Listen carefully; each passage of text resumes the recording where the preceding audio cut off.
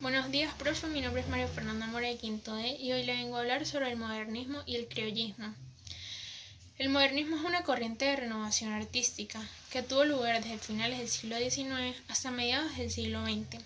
Se destacó por su interés en romper con los estilos tradicionales, por la búsqueda de nuevas formas de expresión y de estética, inspiradas en la naturaleza y contrarias a los elementos de la revolución industrial.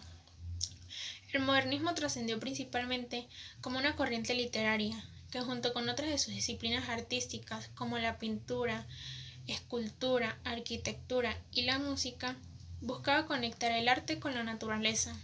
En el campo de la religión, fue un movimiento teológico que intentó conciliar la doctrina cristiana con la ciencia y la filosofía de la época. Para esto se dedicó a interpretar de forma subjetiva e histórica los contenidos religiosos, considerándolos como un producto humano dentro del contexto histórico. En la literatura fue el primer movimiento dentro de este arte que adquiriría tal fuerza que contagiara a muchos países, contándose los principales núcleos de creación literaria de Europa como lo eran España y Francia. El modernismo se caracterizó por la ruptura con las reglas y lo considerado tradicional, tanto en cuestiones religiosas y las políticas como también sociales. La nueva ideología y el estilo que rompieron con el realismo. La creencia de que la verdad es relativa y no existe una verdad absoluta. Y se utiliza el verso libre no sujeto a rima o métrica. Algunos ejemplos pueden ser el poema Lo Fatal, el poema Yo voy soñando caminos, el poema El beso, y otro ejemplo puede ser este párrafo de la obra literaria creada por mí de aires gélidos. Las lomas del viento, un lugar soñado por inmersos turistas, zona prohibida e inhibida por distintos tipos de vida, exploro su flora con brazos cruzados. Considero que mi obra literaria representa un nativismo influenciado por el romanticismo, sea observación primordial de la aparición del elemento local, ya que se inspira en el hábitat. Se ve caracterizado por la aparición de la fauna y la flora, como también el ambiente dinámico que cambia con el paso de estaciones. Algunos representantes son Rubén Darío, Pablo Neruda y Rómulo Gallegos.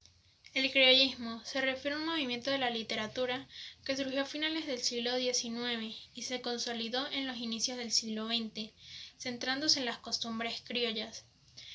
Describe con realismo las condiciones de vida de los negros, los gauchos y los aborígenes. Desde la segunda mitad del siglo XVI se usa la palabra criollo para hacer referencia a los hijos de españoles nacidos en el continente americano, en una tierra que hubiera sido dominada por España y convertida en colonia.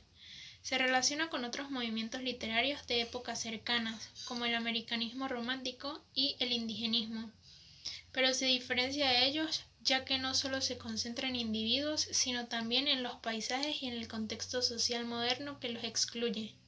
Los más grandes representantes del movimiento criollista en Hispanoamérica fueron Rómulo Gallegos, José Eustacio Rivera, Horacio Quiroga, Ricardo Giraldez y Benito Lynch.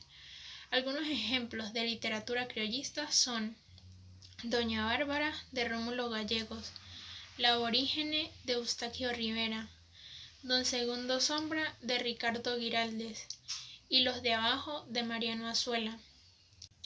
Características principales del criollismo. Predomina lo autóctono, utiliza modismos dialectales, profundiza en las leyendas del pueblo.